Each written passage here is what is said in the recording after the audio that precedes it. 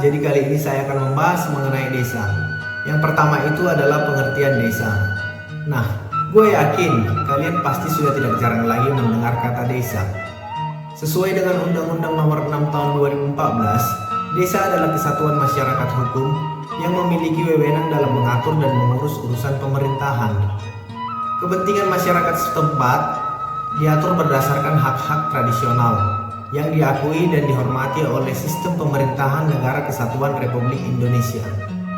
Jadi desa itu adalah pembagian wilayah administratif di Indonesia.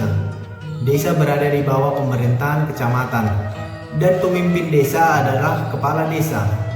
Umumnya, sistem kehidupan di desa itu bersifat turun-temurun dari generasi sebelum-sebelumnya.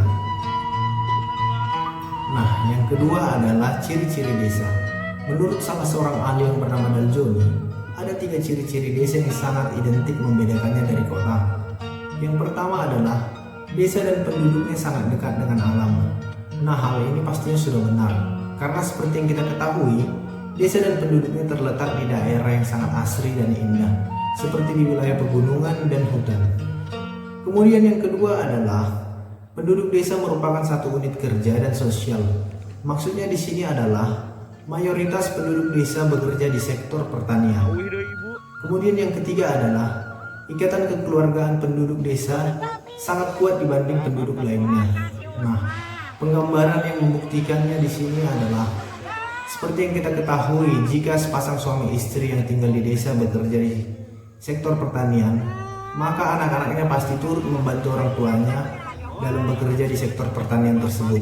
Nah, ini adalah merupakan bukti bahwa ikatan kekeluargaan penduduk desa sangat kuat. Nah, penjelasan tadi merupakan ciri-ciri desa menurut pendapat Daljoni.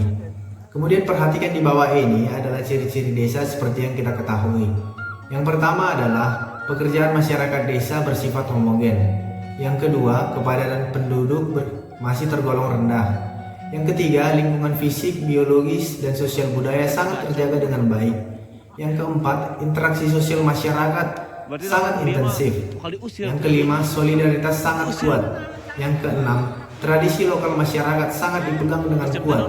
Tradisi ini diturunkan dari generasi ke generasi. Nah, yang ketiga adalah unsur-unsur desa. Suatu daerah dapat disebut sebagai desa jika memiliki unsur sebagai berikut. Yang pertama adalah wilayah yang meliputi tanah, luas, bentuk, batas, dan topografi.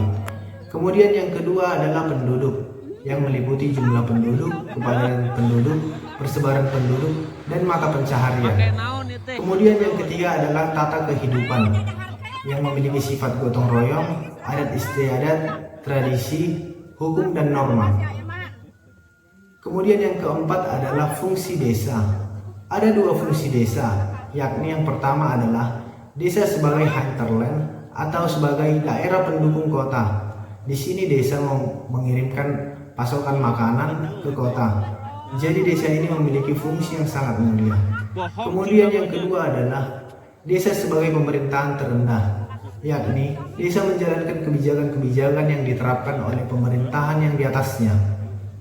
Sekianlah pembahasan dari saya. Jika ada kesalahan, saya mohon maaf. Terima kasih.